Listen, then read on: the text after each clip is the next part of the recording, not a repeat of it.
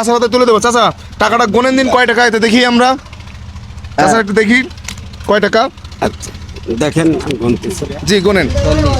1 2 3 4 5 6 7 8 9 10 11 12 13 14 15 16 17 18 19 20 21 22 23 24 25 26 27 28 29 30 31 32 33 34 35 36 37 38 40 40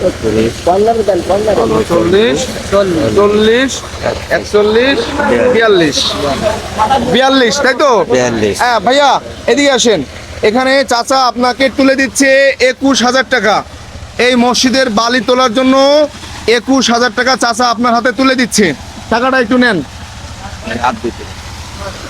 হুজুর, তাহলে খুব আনন্দ লাগছে তাই তো?